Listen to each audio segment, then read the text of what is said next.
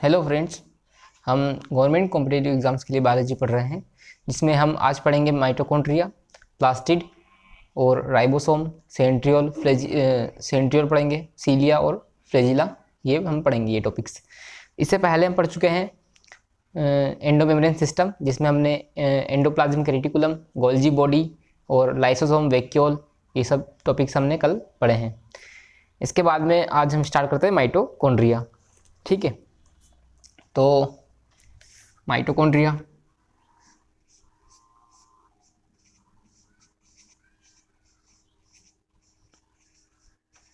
Mitochondria Hindi में इसको सूत्र कणिका बोलते हैं।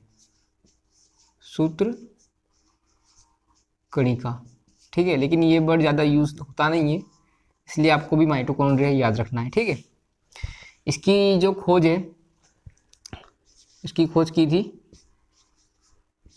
अल्टमैन नामक साइंटिस्ट ने, अल्टमैन ने। ठीक है, और इसकी खोज के बाद इसको नाम दिया इन्होंने बायोप्लास्ट। बायोप्लास्ट नाम दिया। इसके बाद में खोज के बाद में जो दूसरे साइंटिस्ट आए थे जिन्होंने इसका नाम माइटोकॉन्ड्रिया दिया है, उनका नाम है बेंडा। बेंडा ने माइटोकॉन्ड्रिया नाम दिया। ठीक है ना, माइटोकॉन्ड्रिया नाम दिया, कॉन्ड्रिया। ठीक है, इसके बाद में हम पढ़ेंगे, जैसे ये तो हो गई इसकी साइंटिस्ट हो गए। ठीक है, इसमें क्या आएगा, जैसे मान लो ये जो होता है कोशिका में ऊर्जा का निर्माण करता है, इसलिए इसको कोशिका का पावर हाउस भी कहते हैं। इसकी जो संख्या है, इसकी संख्या जो होती है कोशिका की एक्टिविटी पे डिपेंड करती है। ठीक है ना, कोशिका की एक्टिविटी मतलब कार्य की एक्टिविटी पर निर्भर करती है।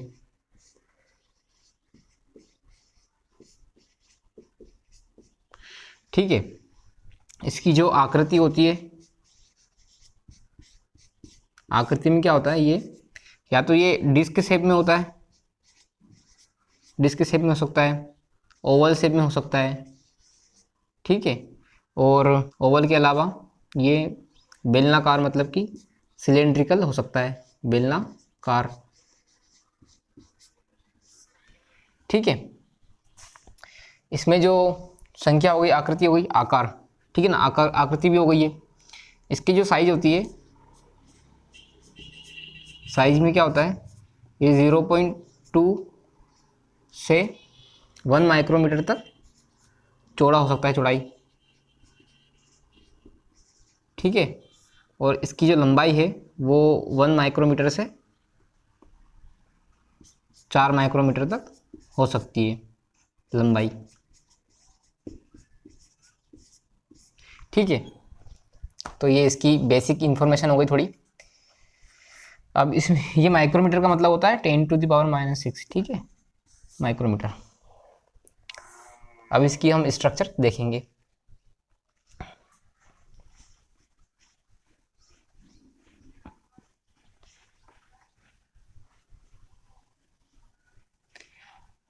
तो इसकी स्ट्रक्चर में क्या होता है,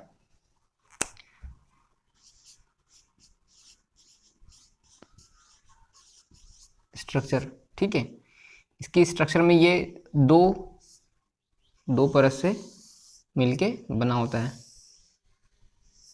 ठीक है, एक बाहरी होती है जिसको आउटर मेम्ब्रेन बोलते हैं, और एक अंदर होती है जिसको इनर मेम्ब्रेन बोलते हैं।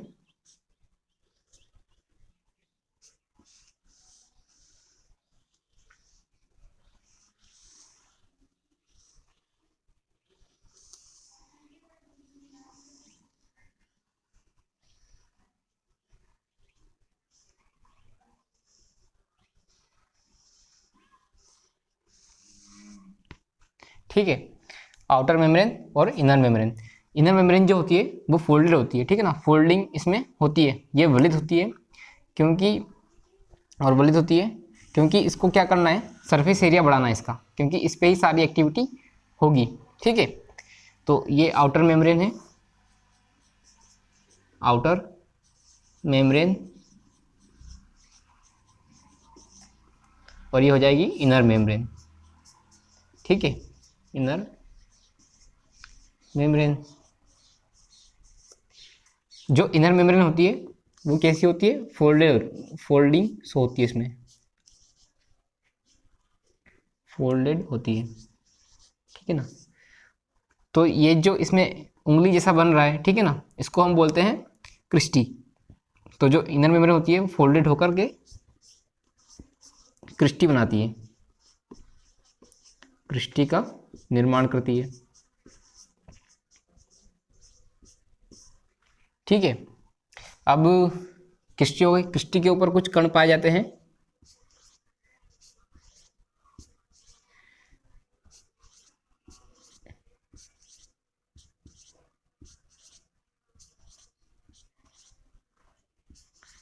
पूरी क्रिस्टी के ऊपर, मतलब पूरी सरफेस के ऊपर, अंदर वाली इंटरनल सरफेस, इंटरनल मेम्ब्रेन जो होती है उसके ऊपर क्या होता है, कुछ कण पाए जाते हैं जिसको एबन पार्टिकल बोलते हैं,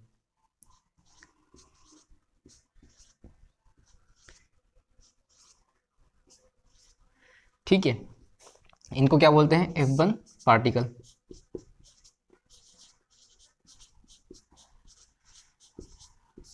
जो इनर में आउटर मेम्ब्रेन है और इनर मेम्ब्रेन है, उनके बीच में जो स्पेस होता है उसको बोलते हैं periplasmic space, peri mitochondrial space, peri mitochondrial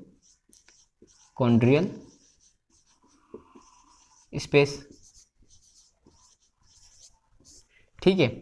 इसके अंदर जो लिक्विड होता है, जो मैट्रिक्स होता है, इसके अंदर जो पदार्थ होता है उसको मैट्रिक्स कहते हैं, ठीक है। क्रिस्टी के अंदर जो पदार्थ होता है, जो द्रव्य होता है, उसको बोलते हैं मैट्रिक्स।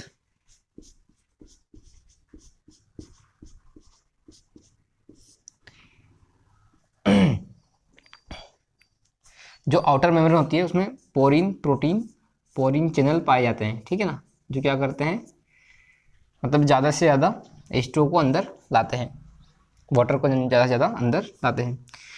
जो मैट्रिक्स है उसमें क्या होता है,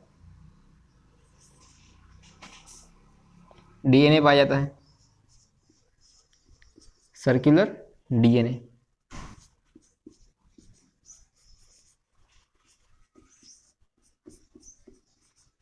ठीक है। इसमें क्या होता है,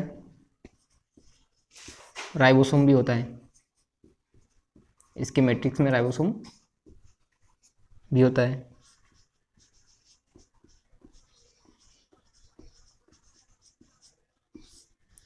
इसके बाद में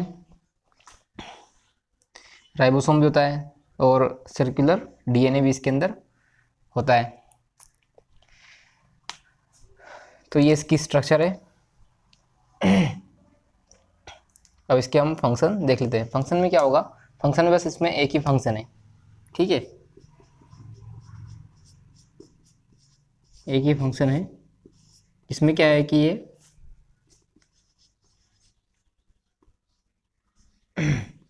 श्वसन द्वारा ATP का निर्माण करता है,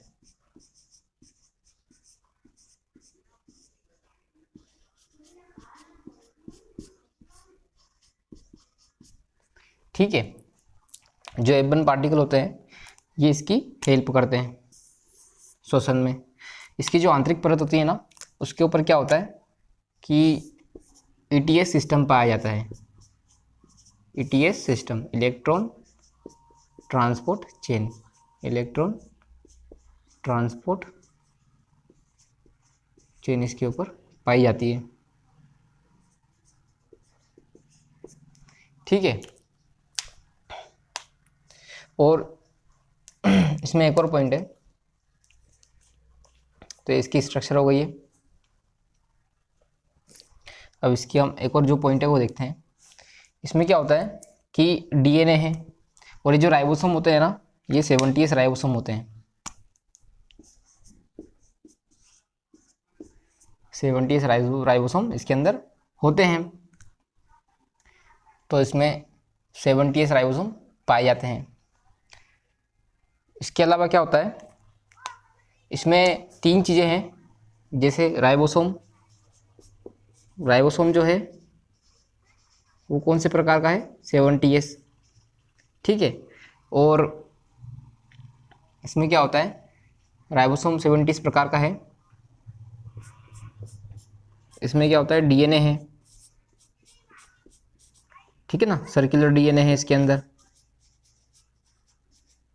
और ये क्या करता है, ये जब डिवाइड होता है, मतलब कि ये कैसे बनता है, डिवीज़न से, मतलब जो नया माइटोकॉन्ड्रिया है वो पुराने माइटोकॉन्ड्रिया से बनता है।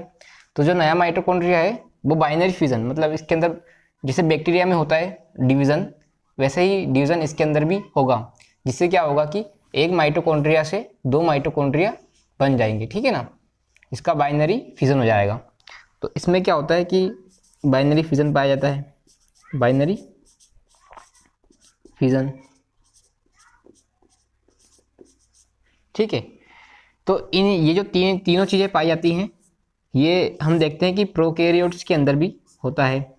प्रोकैरियोट्स भी ये सभी चीज़ें दर्शाते हैं।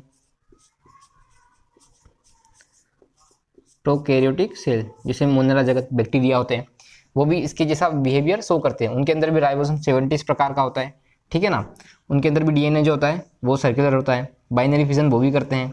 तो इसका मतलब ये है, मतलब इसको क्या बोलते हैं कि कभी जब प्रोकैरियोटिक कोशिकाएं क्या होगी, मतलब उनके ऊपर संकट आ जाएगा, प्रोकैरियोटिक कोशिकाओं के ऊपर, बैक्टीरिया के ऊपर, तो इन्होंने क्या किया, ये जिस मान लो ये बैक्टीरिया है, इसने क्या किया, यूकैरियोटिक कोशिका के अंदर मतलब जगह ले ली, ठीक है, जगह ले ली, तो वो क्या बन गया, माइटोकॉन्ड्रिया बन गया आज, ठीक है। तो इसके ऊपर कभी संकट आया होगा, कभी कुछ आया होगा, ताकि ये अपनी जान बचा सके, तो इसने क्या किया, यूकैरियोटिक कोशिका के अंदर अपनी जगह सेव कर ली। तो ये सभी चीज़ें, मतलब इसको क्या बोलते हैं, एंडो सिम्बायोटिक थ्योरी बोलते हैं, एंडो सिम्बायोटिक थ्योरी। क्योंकि ये क्या करता है, माइटोकॉन्ड्रिया हमें क्या करता है, यूकैरियोटिक सेल को एटीपी देता है, और हम इसके रहने के लिए स्थान और सभी चीज़ें देते हैं, बाकी केमिकल्स देते हैं। तो एक दूसरे के ऊपर डिपेंड है, जिसको एंडो सिम्बायोटिक थ्योरी भी कहते हैं, ठीक है। और इसके अंदर क्या होता है, एटीपी का निर्माण होता है। और इसमें क्या होता है कि इसमें जो होता है डीएनए होता है, खुद का डीएनए होता है इसके पास में, तो स्वयं का डीएनए होता है, स्वयं का डीएनए होता है इसके पास, ठीक है, स्वयं का डीएनए होता है। इसके बाद में इसके पास में आरएनए होता है, एंजाइम्स होते हैं,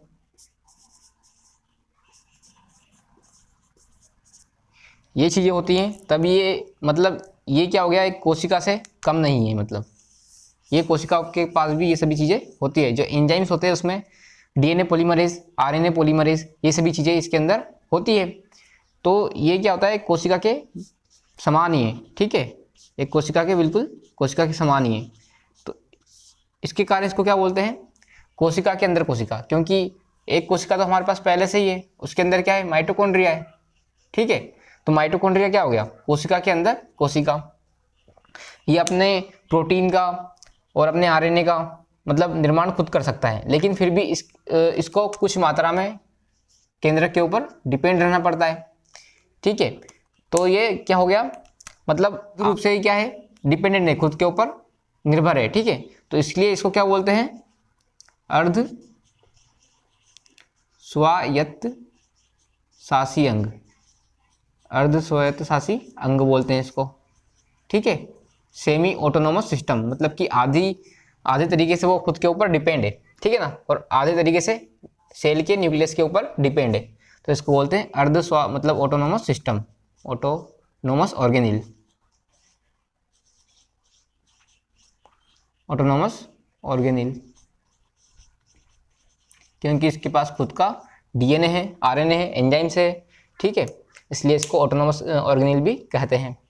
और इसका फंक्शन क्या हो जाएगा, मेन फंक्शन यही है कि ये क्या करता है, श्वसन द्वारा एटीपी का निर्माण करता है, क्योंकि इसके पास क्या, इसमें क्या चलता है, क्रेब्स चक्र चलता है, जिसके एंजाइम्स सभी कहाँ पर होते हैं, इसके मैट्रिक्स में होते हैं। क्रेब्स चक्र में जो इससे पहले क्रेब्स चक्र में क्या होता है कि जो ग्लाइकोलाइसिस होता है, जिसे हम श्वसन में पढ़ेंगे, ग्लाइकोलाइसिस द्वारा पायरुविक एसिड क्या करता है, माइटोकॉन्ड्रिया में प्रवेश करता है, जहां पर क्रेब्स साइकिल द्वारा एटीपी का निर्माण होता है, ठीक है। एक ग्लूकोज के अणु से 36 से 38 एटीपी बनते हैं, जिसमें से जो 24 एटीपी है वो ओनली क्रेब्स साइकिल द्वारा बनते हैं, ठीक है।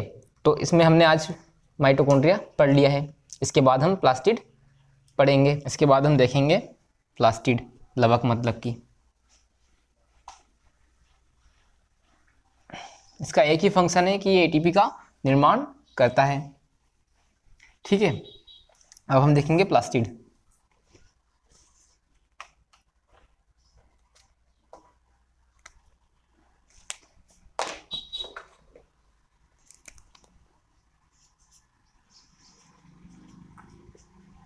प्लास्टिड, ठीक है, हिंदी में इसको लवक बोलते हैं, ठीक है। लवक का कार्य क्या है, फोटोसिंथेसिस करना, बस इसका भी यही कार्य है और बाकी कुछ भी नहीं है, ठीक है। तो हम देखेंगे ये कहाँ पाया जाता है, ये यूकैरियोटिक कोशिकाओं में, यूकैरियोटिक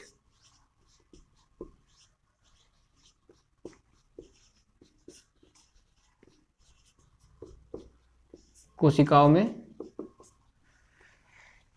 जो क्या करती हैं, जो फोटोसिंथेसिस करती हैं, ऐसी कोशिकाओं में प्लास्टिड पाया जाता है, ठीक है।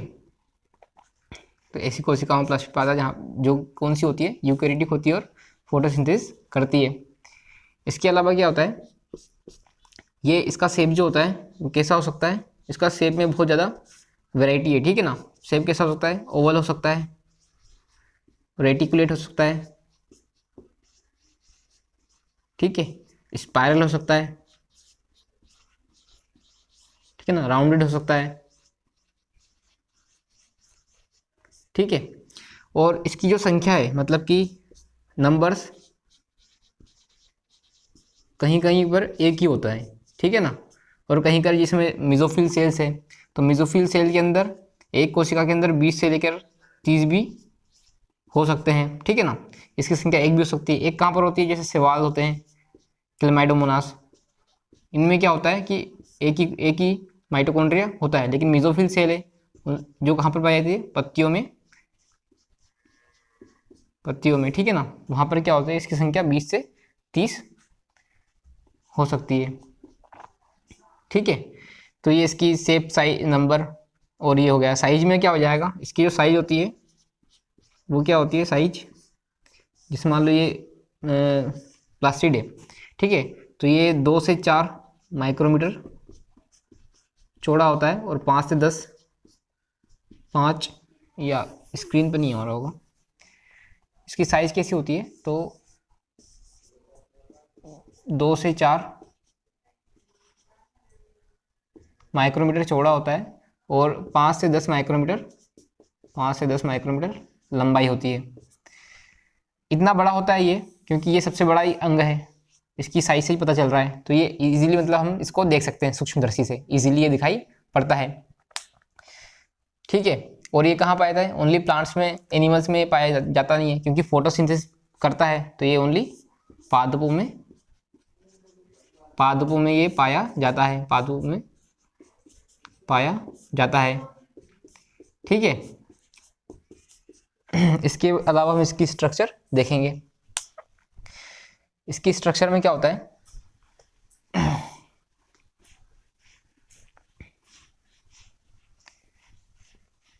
इसकी स्ट्रक्चर के पहले हम इसके टाइप्स देखते हैं। इसके टाइप्स में क्या होता है, ये 3 टाइप का होता है,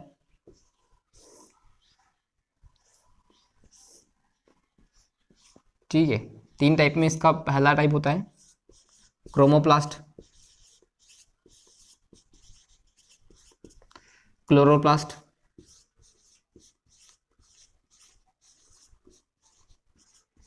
और ल्यूकोप्लास्ट।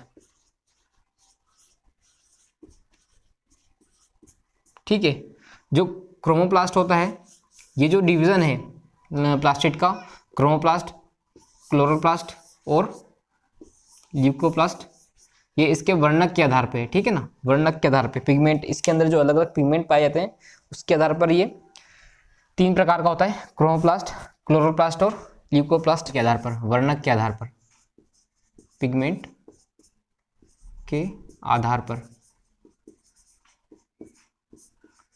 ठीक है ना, क्योंकि इसमें क्रोमोप्लास्ट में कैरोटिनॉइड्स पाए जाते हैं, कैरोटिनॉइड्स। ठीक है ना, जिसके अंदर क्या होता है, कैरोटीन और प्लस में ज़ेंथोफिल पाया जाता है। इसको क्या है, ये जो इनका अलग अलग कलर होता है। ठीक है ना, ये कैसा कलर का होता है, लाल, पीला और नारंगी, इस कलर में ये हो सकता है। ठीक है, इसे इस कलर में ये होता है, तो ये इस कलर में होता है। तो कुछ फलों का रंग, फलों में रंग, ठीक है, बाह्यदलों में रंग, जो पुष्प में बाह्यदल होते हैं, दल, बाह्यदल, बाह्यदलों का रंग। ठीक है ना, ये सब इसके कारण होते हैं। इसका जैसे मान लो ये जो टमाटर का रंग होता है, टमाटर का रंग, वो इसके ही एक वर्णक होता है, लाइकोपीन। तो लाइकोपीन के कारण इसका जो रंग हो जाता है वो कैसा हो जाता है, लाल हो जाता है। ठीक है, तो ये जो है क्रोमोप्लास्ट, क्रोमो मतलब क्या होता है, कलर, क्रोमो मतलब कलर, तो एक कलरफुल होता है, मतलब लाल, पीला, नारंगी। लेकिन जो क्लोरोप्लास्ट है उसके अंदर कैरोटिनॉइड्स के अलावा, मतलब जेंथोफिल और कैरोटीन ये भी होते हैं, लेकिन इसके अलावा क्या होता है, क्लोरोफिल भी पाया जाता है, जिसके कारण ये कैसा होता है, ग्रीन होता है। ठीक है, ग्रीन होता है। और इसका मेन काम क्या है, फोटोसिंथेसिस, मेन फंक्शन क्या है, फोटोसिंथेसिस।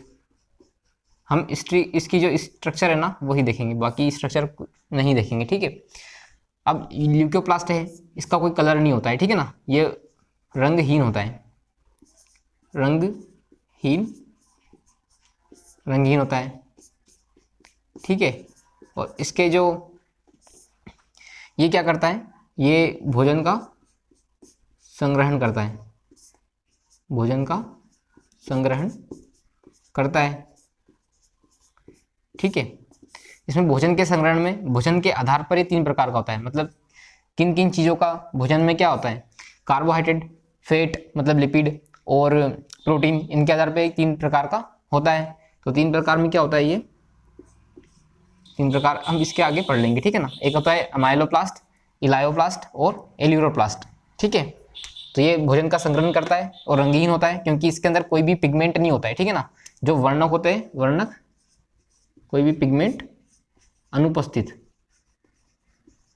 पिगमेंट अनुपस्थित।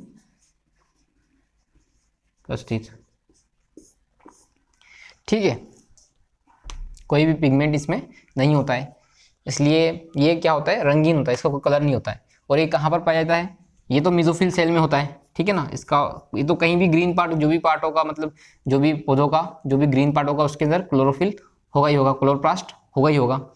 लेकिन ये कहाँ पर होता है, जो भी, जैसे मान लो जो भूमिगत पौधे हैं, ठीक है ना, भूमिगत पौधों के अंदर ये पाया जाता है, जैसे आलू हो गया। ठीक है ना, राइजोम्स होते हैं, उसमें ये होता है, राइजोम्स, उसके अंदर ये होता है। ठीक है, तो 3 टाइप होते हैं, क्लोरोप्लास्ट और leucoplast, on the basis of pigment, pigment के बेसिस के ऊपर ये 3 प्रकार के होते हैं। तो अब हम ल्यूकोप्लास्ट को देखेंगे। जो ल्यूकोप्लास्ट होता है वो 3 प्रकार का होता है। ठीक है,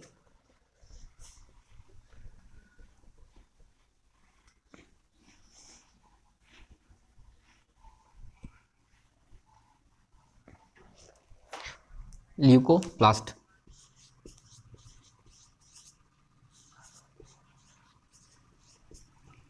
ठीक है, ल्यूकोप्लास्ट क्या होता है, 3 प्रकार का होता है। इसमें 3 प्रकार है, एमाइलोप्लास्ट, दूसरा होता है इलायोप्लास्ट, और एक तीसरा होता है एलियोप्लास्ट। ठीक है ना। जो एमाइलोप्लास्ट होता है वो संग्रहण करता है कार्बोहाइड्रेट का, मतलब कि मंड का, मतलब स्टार्च का। जैसे आलू है तो आलू के अंदर क्या पाया जाता है, मंड होता है ना, स्टार्च होता है। तो ये क्या होता है,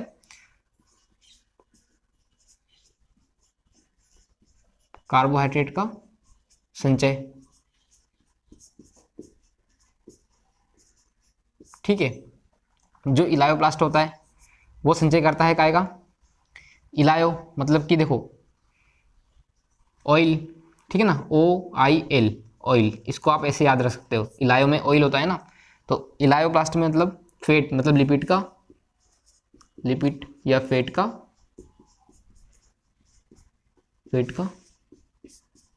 संग्रह करता है। तो ऐसी ऐसी चीज़ें जहाँ पर फैट ज़्यादा होता है, जैसे मान लो मस्टर्ड के जो बीज हैं उनमें भी फैट होता है। वो तो ऐसी चीज़ों में क्या करता है ये, मतलब लिपिड का संग्रह करता है। एलियोप्लास्ट ये क्या का संग्रह करता है, प्रोटीन का संग्रह करता है, प्रोटीन का संग्रहण। ये कहाँ पर होता है, दालों में, ठीक है ना, दालों के अंदर जहाँ पर प्रोटीन होता है उसमें ये होता है एलियोप्लास्ट। तो 3 प्रकार के ल्यूकोप्लास्ट होते हैं। ठीक है, on the basis of what they store, ठीक है ना, क्या वो मतलब वो क्या स्टोर करते हैं उसके आधार पर 3 प्रकार के प्लास्टिड होते हैं। ठीक है ना। और इसका कोई कलर नहीं था इसलिए इसका नाम क्या है, ल्यूकोप्लास्ट है। इसके बाद हम क्लोरोप्लास्ट की स्ट्रक्चर देखते हैं। तो इसकी स्ट्रक्चर में क्या होता है, क्लोरोप्लास्ट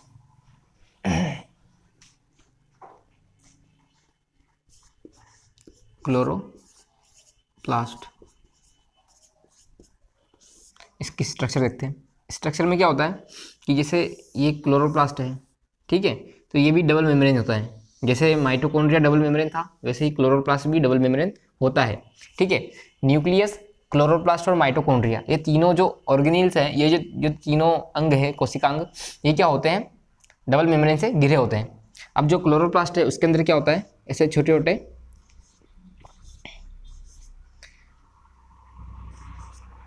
स्टैक्स लगे होते हैं, मतलब कि सिक्कों की तरह। ठीक है ना।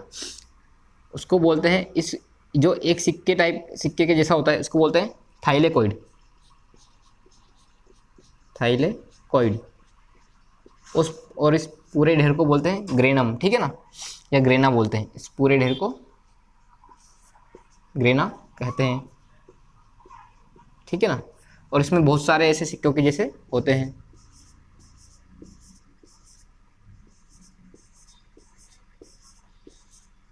इसको क्या बोलते हैं, थाइलेकोइड बोलते हैं। और ये जो होते हैं ग्रेना, ये एक ग्रेना है, ये दूसरा है, ठीक है ना, ऐसे बहुत सारे ग्रेना होते हैं। ये जो ग्रेना होते हैं एक दूसरे से जुड़े होते हैं, ठीक है, एक दूसरे से जुड़े होते हैं।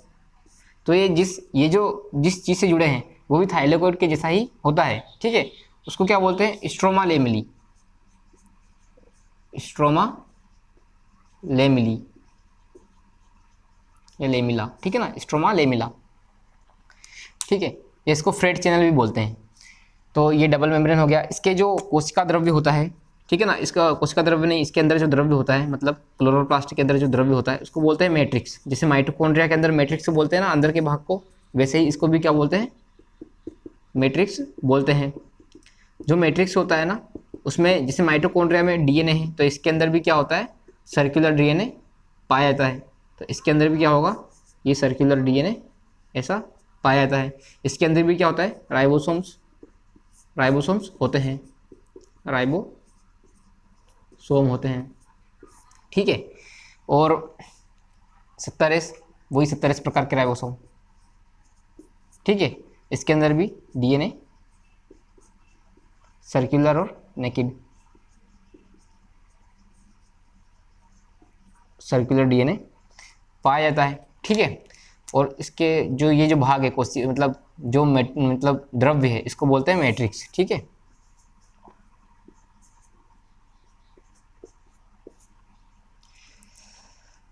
और इसके अंदर आरएनए भी होता है। ठीक है, आरएनए।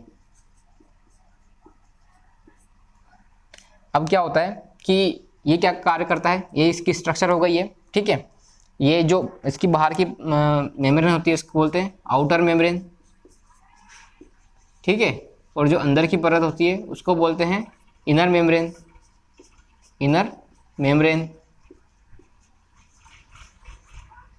इनर मेम्ब्रेन, ठीक है। इसमें थाइलाकोइड्स होते हैं, ठीक है। वो कैसे बने होते हैं, वो भी लिपोप्रोटीन की जो मेम्ब्रेन होती है, जिससे कोशिका झिल्ली जिससे बनती है उससे ये भी बनते हैं। तो ये फोटोसिंथेसिस करता है। तो फोटोसिंथेसिस में दो भाग होते हैं, एक होता है लाइट रिएक्शन और एक होती है डार्क रिएक्शन, ठीक है। तो जो लाइट रिएक्शन होती है, जहाँ पर लाइट मतलब डायरेक्टली मतलब एक्टिविटी करता है अपनी, वो थाइलेकोइड ही है, जहाँ पर क्या करता है, एक्टिविटी करता है। इसमें कुछ एनर्जी बनती है, फिर उस एनर्जी का यूज़ हम क्या करते हैं, मैट्रिक्स के अंदर जो डार्क रिएक्शन होती है उसके अंदर हम इसका यूज़ करते हैं, ठीक है। तो डार्क रिएक्शन में क्या होता है, केल्विन साइकिल आपने देखा होगा, जो केल्विन साइकिल होता है वो केल्विन साइकिल जो होता है वो इस मैट्रिक्स के अंदर ही चलता है, क्योंकि इसके अंदर डीएनए है, आरएनए है और क्या एंजाइम्स भी इसके अंदर होते हैं, जिसके कारण क्या होता है, इसमें क्या चलता है, केल्विन साइकिल चलता है।